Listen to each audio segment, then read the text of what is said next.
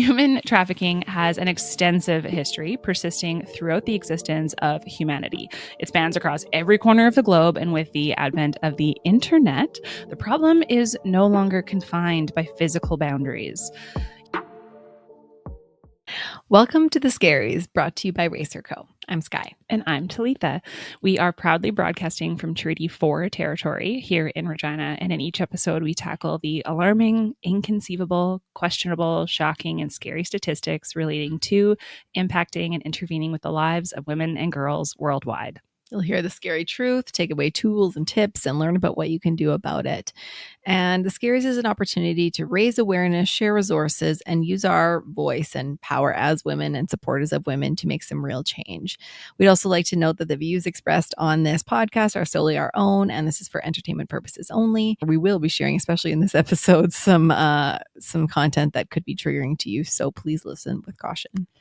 As straight, cisgender, white, able-bodied settler women, we are aware of the privilege that we have, and we want to use this platform to spread awareness about the scary reality women from around the world face in different life situations. Why? Because sometimes nothing is scarier than being a woman.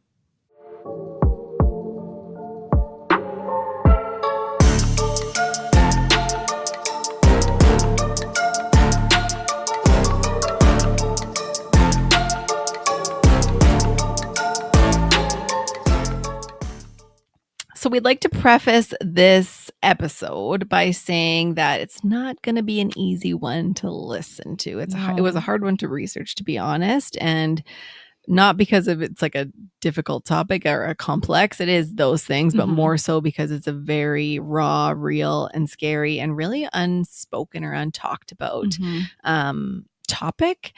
So in addition to our normal advisory at the beginning about, this content could be triggering, just please be aware that there's going to be some really horrific realities that we're speaking to, that so many women and girls in our country and around the world face. And that topic is around human trafficking. So like I said, it wasn't an easy topic to research or an easy one to even talk about, to be honest. And that's maybe why it's not talked about that much, but it really should be. But it's something that's so, so, so important to raise awareness of, and just be caution about, and be aware of some of the signs and that type of thing to safeguard yourself and your families. Yeah, absolutely. Yeah. It's something that's very heavy and unsettling, to say the least. And so I guess the question is, why are we talking about it now? Why choose to talk about it? So the National Month for Human Trafficking Awareness in the United States is January. So when we're recording this, and here in Canada, Human Trafficking Awareness Day is observed on February 22nd. So we're right in the middle of these two important times. And there's also actually an International Awareness Day led in July, and that's endorsed by the United Nations. So there's a few different times of the year that it's, I guess, brought to mind and brought to top of mind. But just because of where we are and where we live, and we thought we would talk about it now and spread some awareness. But regardless of the day or the month of awareness, this issue is massive and it's growing. And compared to so many other issues, this one is shockingly quiet in the media. That said, with the cold weather where we are, it's still minus 40-ish, and everyone hunkering down and going online where many traffickers do their lurking and luring, we thought now is a good time as ever to raise awareness about what's happening every day of the year, right before our eyes, but we don't seem to see it, and no one seems to talk about it. It truly blows my mind that there's not more on this in the media every day. I mean, we hear drugs, we hear all the stuff about the cartels and but we never, you rarely hear about this. Even movies and media and mainstream, pop culture, you don't see a lot about it either, which is really alarming. And it makes you ask a lot of questions. Yeah. And one statistic I found really made this put into perspective for me. So according to the International Labor Organization, human trafficking is the fastest growing and second largest criminal industry in the world. Second largest and fastest growing after drug trafficking. So good. Yeah, what is happening? And trafficking in people generates over 150 billion USD per year. So it's big money maker. Big money. Yeah. but so are drugs. Yeah. And so no, true. why are we like, why is this?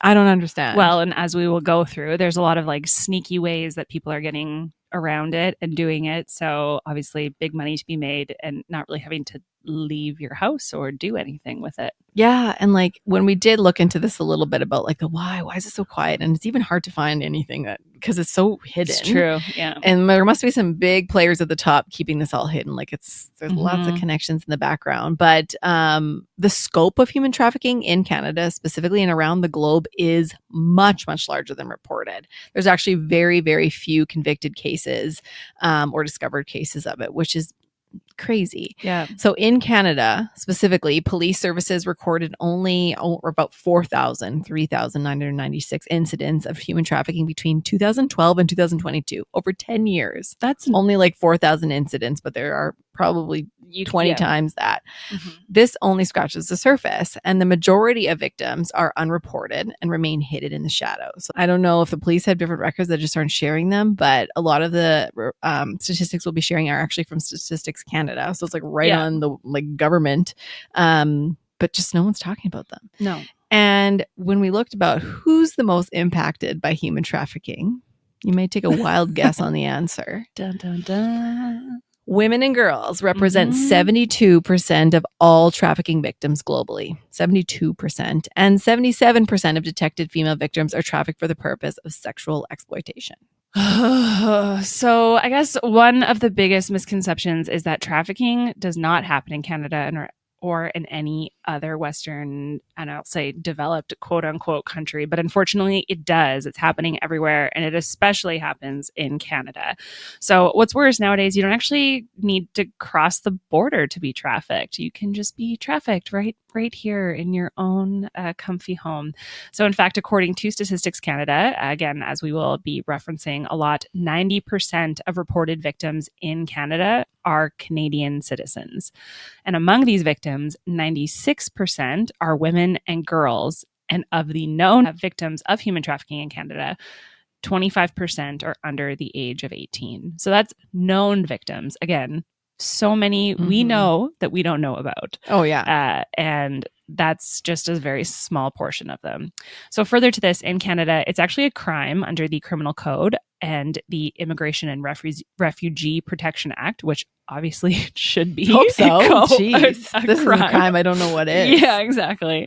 But figuring out the full extent of the problem is tough due to the hidden nature of the crime, as we said, of victims being hesitant to come forward, again, for fear that they will be further trafficked, and the challenge of identifying them.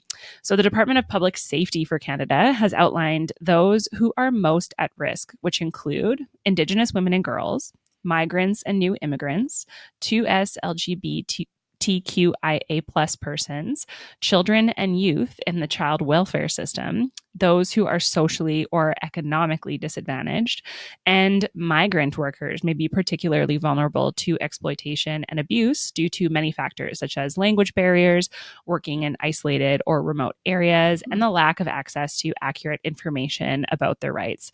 And I just actually want to note, and we've previously mentioned this in another episode, but we will be doing an episode in the future about the specific targeting of Indigenous women and girls and the focus on this genocide on its own, because it is something that is, I don't want to say plaguing because it's so much bigger than a plague. It's a genocide, but it's in our country, and it's definitely a huge part of the human trafficking piece, but it's also so much bigger. So we will be covering that in a future episode.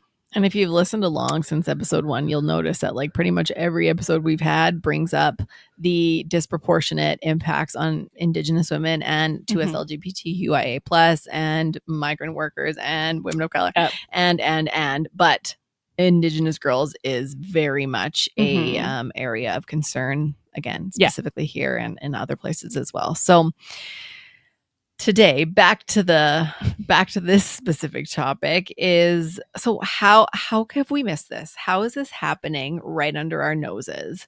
Well, in Canada, the majority of traffic victims in the sex trafficking arena are Canadian-born teenage girls, some as young as 13, who are recruited in various ways, including school, social media, and at shopping malls or grocery stores.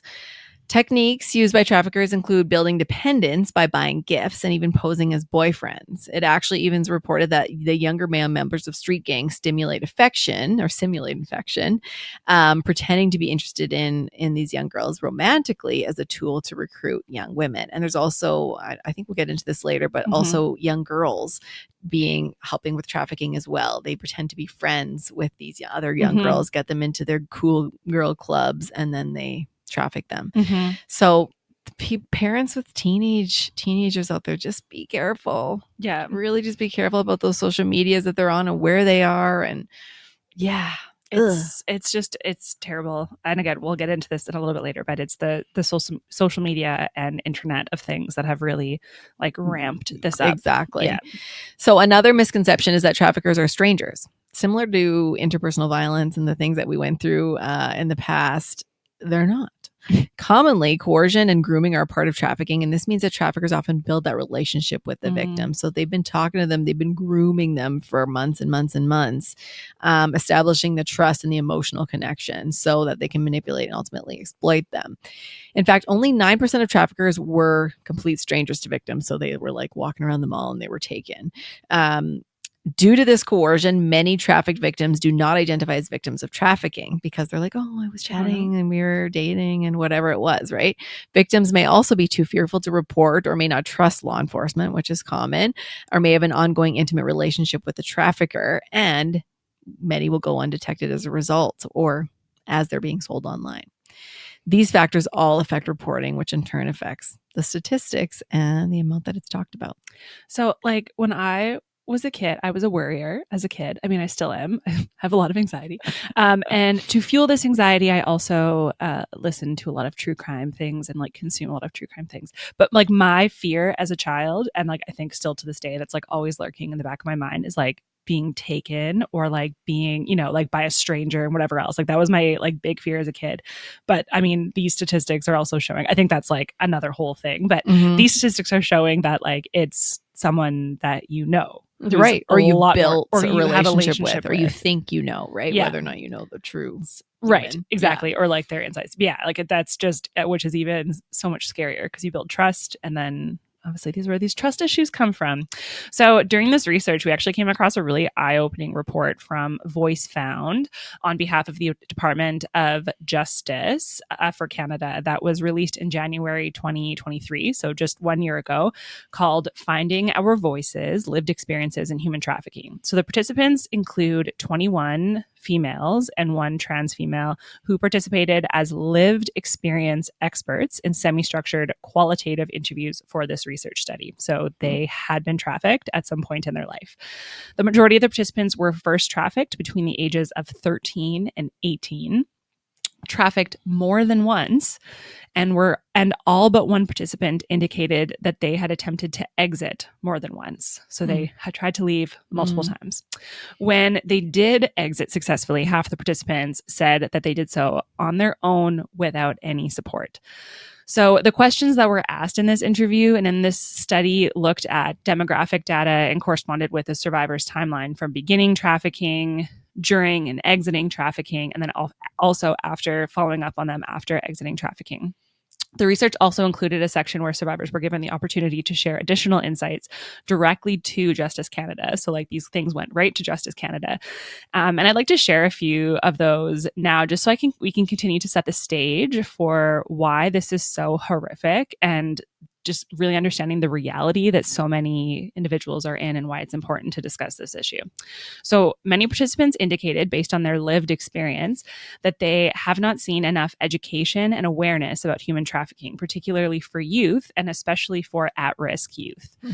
Prevention of trafficking was also mentioned when discussing the support of youth. And as described by 1 participant, she said, "We need to prevent human trafficking by educating kids and youth, especially at-risk children and youth. Sex workers, trafficking victims, and survivors have a lot to give back. We are more than what has happened to us. I was a junkie and on the streets, and look at me now. I felt ignored and forgotten and less than. I got sober and got the help and support I needed and have so much to offer society." Several other participants noted that human trafficking is more prevalent than we think and involves people of different races, religions, cultures, and statuses, regardless of whether they are a victim, a trafficker, or a John. This prevalence makes prevention a key aspect of public safety. One participant said, based on her own experiences, it could be your child. People don't speak about it enough. Women are scared. It could be your auntie or somebody as young as 12. We need more resources to help these girls. Another said, I wish they knew how it actually is in person. It's not like in the movies when someone is trafficked. There needs to be more understanding about the long-term trauma that happens because of this. And finally, participants highlighted the significant positive influence that trauma-informed care and lived experience support have had in their lives. And they wish to see the same degree of empathy and concern exhibited whenever they interact with law enforcement, the justice system, and service providers. One participant said, I wish they knew that we needed the appropriate help to heal completely. Helping people is great, but we also need prevention as a society as well. We need to help people become members of society. People that end up here usually have some kind of history, and we need to address the root causes. Wow. Thank you for sharing those. They're intense. Yeah, it makes me think like, well, we need to start teaching this in schools, like straight up, like go through the fire drill and then go through the shooting school. I don't even know what they're teaching in schools these days with like all these prevention safety things, but like this needs to be one of them. Yeah. So yeah, I know there are pages and pages of those probably firsthand accounts of trafficking and what's happened and how the impacts are lasting and forever, really, psychologically and physically, really. Yeah. So we'll link some of those in our notes, and you can check more out if you're interested. Yeah. It's they were not very nice to read, but I mean that's also like a place of privilege to be uncomfortable, of course, and reading those. So moving into actually defining what human trafficking and the history of it is, I think first I should clarify that human trafficking is not the same as human smuggling. So human trafficking happens without people's consent and can occur both within borders and across borders, or without transporting victims at all, as we will hear in a second. And if you had the two confused, you're not alone. According to the Canadian Centre to End Human Trafficking, 95% of Canadians mistake human trafficking with human smuggling. The misconception comes from people associating human trafficking as an international issue involving people from different countries being transported in shipping containers. In reality, human trafficking is actively happening across Canada, and in most cases looks like intimate partner violence. Yes. Human trafficking has an extensive history persisting throughout the existence of humanity. It spans across every corner of the globe, and with the advent of the internet, the problem is no longer confined by physical boundaries. Human trafficking, also known as modern-day slavery, involves recruiting, transporting, and controlling people for exploitation, like forced labor or sexual abuse, which are the two kind of common categories that people find themselves in. The United Nations Office on Drugs and Crime defines human trafficking as the act of gathering, moving, receiving, or keeping human beings by threat, force, coercion, or deception for exploitative purposes. Throughout history and across different cultures, slavery was once widespread, legal, and even regulated. Regulating slavery. So often one group of people would impose it on another, but in the 19th and 20th centuries, a global movement emerged to abolish slavery in all of its forms. And actually our efforts to understand and combat human trafficking have roots in these movements. So while slavery is no longer legal anywhere, human trafficking still occurs everywhere. We're not going to dive into the deep history of slavery and human trafficking, but it's important to chat about the deadly impact the internet and social media has had on human lives. So nowadays, there's no need to physically relocate exploited individuals. Thanks to video streaming, victims are exploited globally while staying in one place. The human trafficking market has significantly grown online, especially on platforms like OnlyFans and Pornhub, known for insufficient monitoring of trafficking. Additionally, seemingly harmless social media platforms like Facebook and Twitter, Instagram, Snapchat, TikTok, WhatsApp, and YouTube, all of the heavy hitters, are used for trafficking activities. Social media is not only involved in distributing digital content, but also plays a role in grooming, recruiting, and advertising sexual services. In 2000, the United Nations agreed on the United Nations Protocol to prevent, suppress, and punish trafficking in persons, especially women and girls. I'm just going to call this the protocol. This was the first agreement to recognize modern slavery and the possibility of men being victims. The definition was then broadened to include organ harvesting, slavery, and forced labor. And it just keeps getting grimmer. Yeah. In March 2007, the United Nations Office on Drugs and Crime launched the United Nations Global Initiative to Fight Human Trafficking to encourage a global effort against human trafficking. This initiative shows a renewed commitment by world leaders to combat this issue. And by December 4th, 2007, so 7 years after that initial meeting, 116 nations had signed the protocol. Now, several non-governmental organizations, or NGOs, collaborate with governments to combat human trafficking. Larger NGOs like Save the Children and Amnesty International also incorporate anti-trafficking efforts into their work, which is great. So these organizations, those NGOs that are working with governments, focus on different aspects of the human trafficking issue. So some concentrate on preventing through initiatives like education, skills training, and legislation, while others provide aftercare, supporting individuals who have been rescued from trafficking, all of which were actually highlighted in those direct quotes that I read earlier from that Justice Canada report, showing just how important these NGOs are and highlighting the insane impact that they can have. So that's some of the history, or I guess the background of kind of how this is spawned from slavery to today and what it, like modern day slavery really it looks like, I guess. Yeah. So as we dive into the stats a little deeper and look at what's happening right now, right here in Canada, according to a study done by Statistics Canada, there were only, like I said, 4,000 around police reported incidents of human trafficking since 2012 to 2022, so over 10 years. Incidents of human trafficking accounted for only 0.02% of all police recorded crime during this time over that 10 years and represented an average annual rate of 1 incident per 100,000 population. That's so just like hardly any. I wonder if it's just people just don't know they're being trafficked. Like they just don't know it's happening until it happens, and then it's too late and they don't report it. And then when they get back, or if they get back, right? I mean, I think it's like out of it, then it's. They said that it looks like intimate partner violence, or it can look like intimate partner violence, especially if they're being like sex trafficked. And I'm sure, like by the time you actually get out of it, you're like, I just never want to see this person again. I never want to deal with it. About it. Yeah, and when we think about that episode, like one of our first episode about intimate partner violence, like the statistics are staggering on that, and there's so much reported crime, but still not enough, not all. But yeah, I wonder how like it's blended a little bit. I think here and the lines blur a lot for sure. So in 2022 alone, so a couple of years ago now, there were 528 police reported incidents of human trafficking in all of Canada. And this was only a slight decrease compared to 2021, where 555 incidents reported. So it did decrease.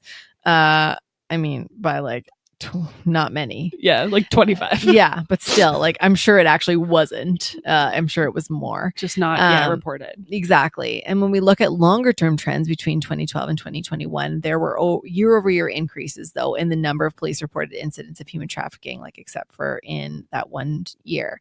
The increases in the number of incidents may indicate a rise in offenses or improved overall detection, but slight, very slight, as you can see. I would say it's not the increase in overall detection. I don't think so. I don't think it's improved. I think maybe as years go on, we're more aware of it. People are slowly getting more informed about what to do and prevent and the signs, but again, not even close.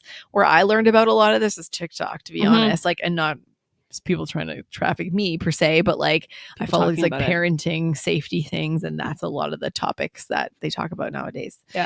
So looking individually at the provinces and territories within Canada, only 2 of them but the two big ones exceeded the national rate of 1 incident per 100,000 population of police reported human trafficking between 2012 and 2022. And those two provinces were Nova Scotia at 3.1 per 100,000 cases, followed by Ontario at 1.6 per 100,000 population. So interesting. So furthermore, when we dig into these two provinces and what's happening there, in Nova Scotia, they accounted for 8.7% of the human trafficking incidents because they have not as many people, but per amount of people, they're having a lot of cases. And in Ontario, they accounted for 67% of the incidents across Canada, which is the majority, despite respectively representing 2.6 and 39% of the Canadian population the same year. So Nova Scotia has such a small population, but they have so many more instances, which is why their ratio is high, but their percentage of what they account for is lower. Is that yeah, I think that's right. I know. I'm trying to wrap the my math brain around this. Ain't mathin', but I mean, it definitely maths, but we're not math people. So, but I mean, it makes sense to me in that way because Nova Scotia is a very small population. I think that their population is, I don't actually know offhand. I would assume close to ours. I think maybe more. A little bit more. Yeah. But not huge. So then if they have that many more instances, so still a small population accounting for the entire population. I wonder how many times more I can say population. Anyways, okay. But yeah, that seems to be about right. Yeah. So Statistic Canada, if you want more information on that stat, check out Statistics Canada and you'll find it all.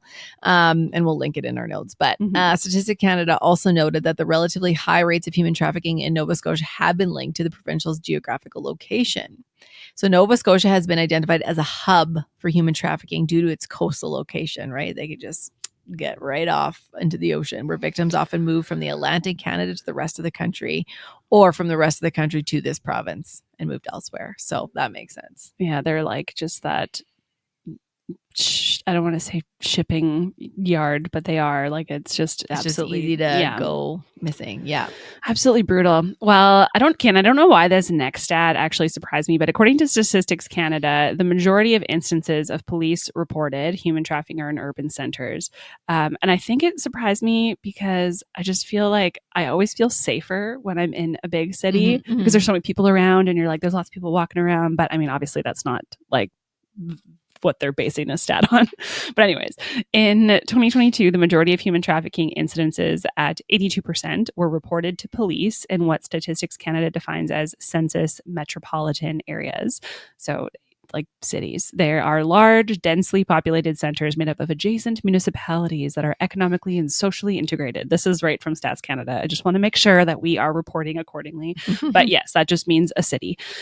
So almost half of all police reported instances. So again, I know we keep saying police reported instances, but like this is all that we can report on. This is all that Stats Canada can report on is the police reported incidences of human trafficking. So all of these, almost half of these in Canada between 2012 and 2022, as Skylar was saying, were reported in 5 cities. So Toronto had 911 incidences, or 23% of all in Canada. Ottawa had 364, or 9%. Montreal had 249, 6%. Halifax in Nova Scotia had 243, 6%, and Hamilton had 160 with 4% of all incidences. 4 other cities reported a high number of human trafficking incidents as well. St. Catharines, Niagara had 136. London, Ontario had 130. Vancouver had 117, which is actually very surprising for me for being like a huge city. More, yeah. Interesting. And being right coastal, right? Yeah, exactly. Like, that's like a huge hub. And Edmonton had 109. I was also really curious about where our city sits because there has been some interesting stories and warnings circulating on social media over the last few years, like people's like personal accounts of either like almost being trafficked or like being like, I don't want to say kidnapped, but like being stolen, like apprehended from the grocery store. I've heard of those. Grocery store a lot. Yeah. And like I felt uncomfortable in a couple situations at the grocery store as well. So like I think that they are very much so based in fact. But with that, I couldn't find anything super concrete in terms of numbers, like these actual police reported numbers. An October 31st, 2023 Leader Post newspaper article highlighting the work of the Saskatchewan Trafficking Response Team said that between January 15th and August 24th of 2023, the unit received 14 human trafficking investigations and assisted other agencies on 5 more. But that doesn't mean that charges were laid or convictions were handed out. So just under 20 human trafficking reports in our city, which is in the last year, right? And that was just for the year. And that wasn't even the full year, just January to August. I still feel like that's not even close. No, but that's a high percentage. If that's like, if those were actually all real, that's a pretty high percentage for our population. But anyways, Well, based on the high percentage of women and girls who are trafficked, it's not a surprise that the majority of people accused of being the traffickers are male. In fact, 82% are accused of human trafficking are male. Men aged 18 to 34 account for 64% of people accused of human trafficking. And across adult age groups, the proportion of men accused of human trafficking outnumbered that of women, with 4 in 5 or 80% accused identified as men in each adult age group. So there you go. However, this pattern was not consistent among youth accused of human trafficking, like I mentioned earlier. Among the 109 youth aged 12 to 17 accused, 12 years old. Among those 100 people, youth accused of human trafficking, a larger proportion were girls. 55% were girls and boys were 44%. That is so interesting. Very interesting. And I actually remember seeing, like, in that Epstein Netflix thing. I was just watching that the other day. Yeah, the girls that are like interviewed, and that actually makes sense. Okay, so why though? Like what? Like besides, they're obviously just brought in for that reason, or like they're like part of a bigger ring, or like what's happening? Well, apparently not much is known about the female human traffickers. It's there seems to be some confusion between who's a victim and who's causing harm. Likely those traffickers are also victims, but they get paid, or that's their role, or who knows what. Right. People might see women, especially young ones, as more reliable and innocent. And again, they're not building that. It's a different type of relationship, right? Like it's not a predatory relationship that you'd see if it was like it's like sisterly. Exactly. Yeah, like we're all in this together. Like, let's go make money together, whatever it is. Yeah. So because of this, some traffickers might use women who have been trafficked, like I said before, or trick or to persuade other women into being trafficking using the same manipulation and control. So this means that women and girls accused of human trafficking might actually be victims themselves. So there you go. No, that makes sense. It's terrible and awful, and it just like perpetuating this like systemic issue. But so between 2012 and 2020, again, this like same reporting period that Statistics Canada looked at, most victims of human trafficking, 91%, knew the person who trafficked them.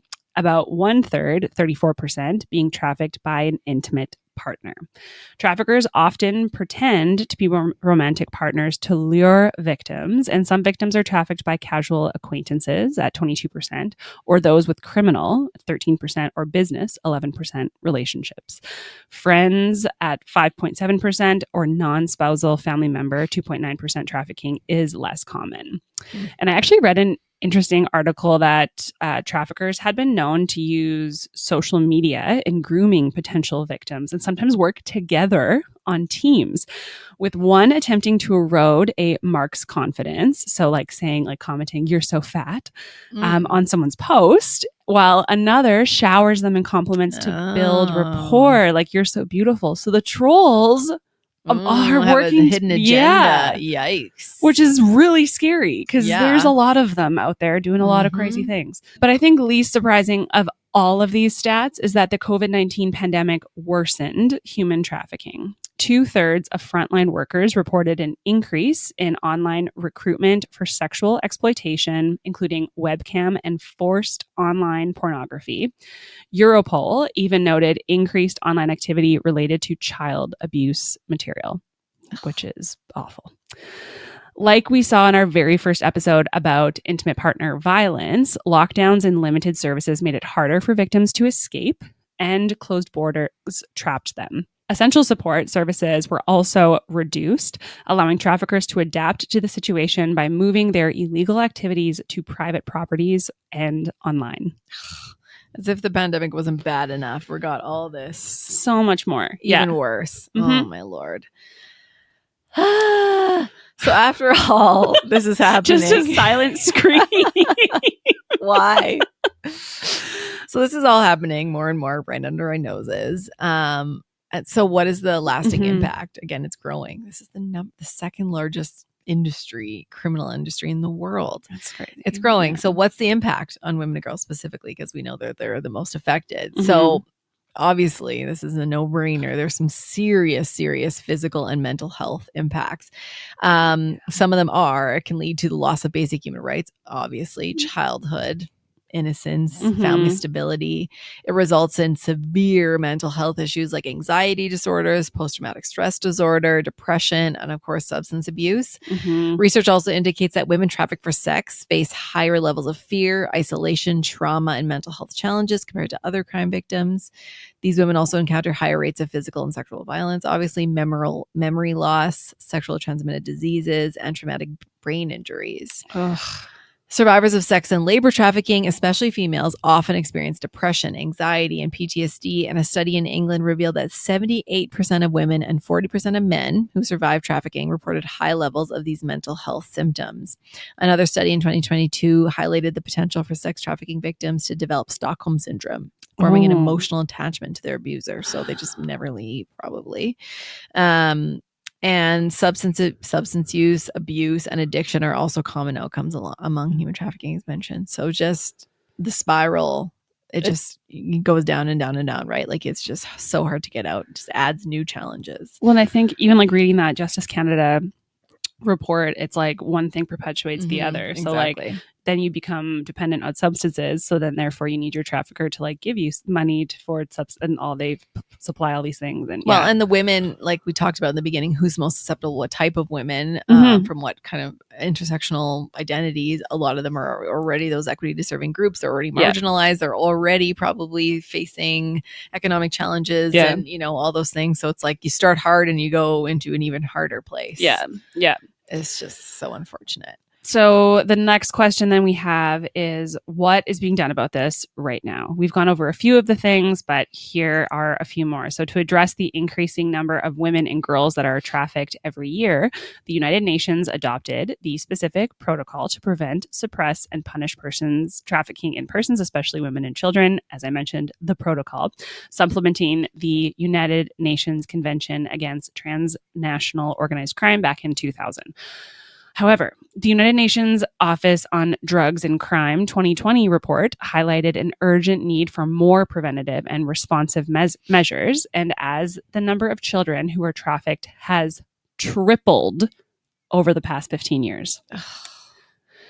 Over the years, the rising adoption of technological devices, as we've said, the internet and social media, and the globalization of movements have allowed people and children to move between countries easily, thus making it easier for perpetrators to commit human and child trafficking crimes. Mm-hmm. In fact, a UNICEF 2016 report stated that every 2 minutes, a child is being prepared for sexual exploitation.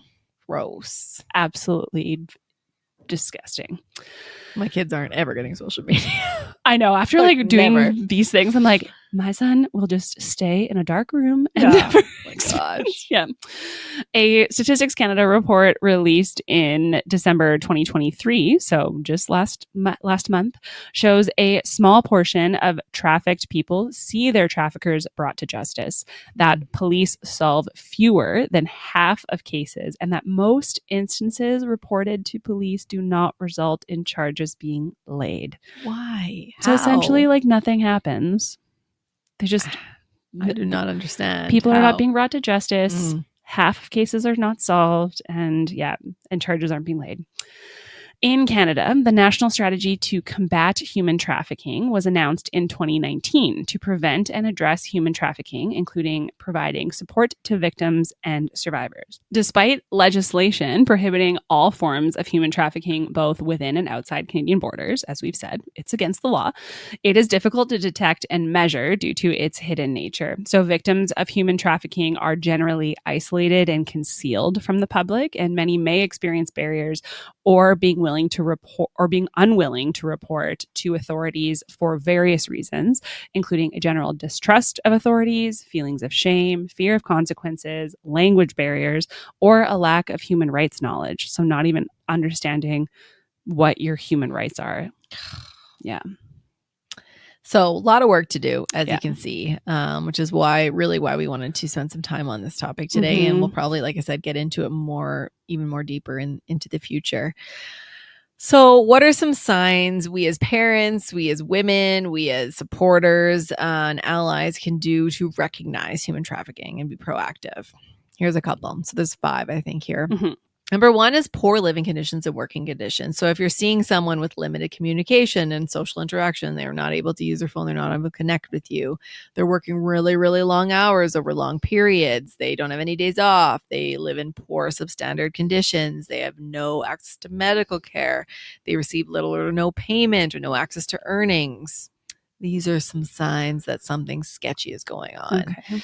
Another one is limited communication and social interaction, kind of hand in hand with the first one, but they don't allow others to speak for them when addressed directly. So they have to go through, you're talking to a couple people. They act as if they're instructed by someone else. They have limited or no social interaction. They have limited contact with families or people out of their immediate environment. They may not even be able to communicate freely with others. So if you're seeing your children or your friends or anyone really withdraw and be distant and not talking, that is a major red flag. Emotional and physical control. They might think they must work against their will. They're unable to leave their work environment. They show signs that their movements are being controlled. They can't leave. A lot of these are very reminiscent of, again, interpersonal violence. This is just what I was violence. thinking. They're basically locked in and fully controlled by their being tracked accuser on your phone and Mhm. not having social media passwords and all those types of things. Exactly. And so those are, like we said, go hand in hand. And if you're worried about either of them, they're probably linked. They could be linked. Yeah. So just be aware. Some of the other things there, in terms of physical and emotional control, is just they're high anxiety, subjected to violence or violent threats for themselves or other family members. They have injuries or are likely to be a result of assault. They could be distrustful of authorities, all of those things. The fourth one is restricted freedom of movement. So again, they're locked in their work environment, or they're not allowed to go anywhere. They are tracked on their phone. They don't even have a passport or any possessions, or don't have a vehicle or anywhere to get anywhere. They may have a false identity. That could be interesting, especially for those younger ones.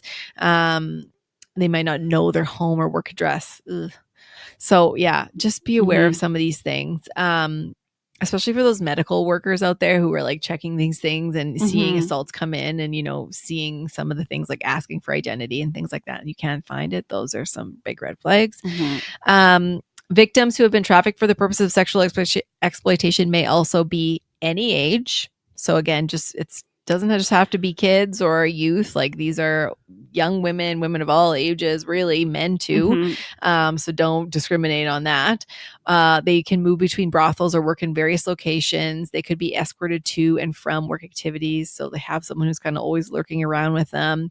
Some of them have tattoos and marks indicating ownership by their exploiters, which is interesting. Oh, like branding. Yeah. They often sleep where they work. They live and travel in groups, so they're always with the same kind of gang or people. They often are times with other women who don't speak the same language as them. Very few of them have a lot of clothing, so you may see them wearing the same thing over and over again, and usually it's something that's worn for sex work, so something that you likely wouldn't wear on a -40 day out and about. And they likely have no cash of their own, or they're unable to show, again, ID or any identification. So if you see all of these things happening and you think that maybe someone is being trafficked, what should you do? Well, we are obviously not the experts on this. This is just the research that we've come across. But if you believe that you have identified someone in a trafficking situation, either labor or sex trafficking, alert local law enforcement immediately. And it may be unsafe to attempt to rescue a trafficking victim. So just be aware of the risks also that may pose to them and to yourself, as we don't know how the trafficker, the person who is doing the trafficking, may react and also may retaliate against the victim. If, however, you do identify a victim who has escaped the trafficking situation, there are several organizations that they can access for help with shelter and medical care, legal assistance, and other critical services. We will include links and a few phone numbers in our show notes. Some of those include like the YWCAs, the transition houses, legal aid, and pro bono law are also some good legal assistance that offer very free or minimal costs. But one national organization we'd like to highlight for Canada is the Canadian Human Trafficking Hotline. It's a confidential multilingual service operating 24/7 to connect victims and survivors with social services, law enforcement, and emergency services, as well as receive tips from the public. There is a toll-free number that we will include in the show notes, and then also a chat option online. So we please look for that and use that service if you are in Canada. If you are in the United States, the National Human Trafficking Hotline provides 24/7 toll-free phone, SMS text lines, and a live chat option available to connect individuals who have experienced trafficking with services and support. So similar to what the Canadian Human Trafficking Hotline does, but for the United States. So that was heavy. There was a lot of information that we didn't even touch on, and for very specific purposes. We didn't want to traumatize ourselves too much and wanted to continue enjoy doing what we do through this podcast. But we really hope that you learned something and that you took something away, and that you have a couple tools that you can add to your tool belt to be the best, scary in the world and do it scared. But thank you for joining us, and stay tuned for more ways to make a positive impact. Together, through doing this, we can make the world a little less scary for women and girls. And so follow us on Instagram at RaiseHerCo and at scaries.podcast, and on TikTok at RaiseHerCo. And just remember that change starts with awareness and action. And really today is the awareness piece. So just being aware of this so you know what to do or the signs. And just again, thank you for being a part of the Scaries community and making this world a little less scary for it to exist as a woman. Bye. Bye.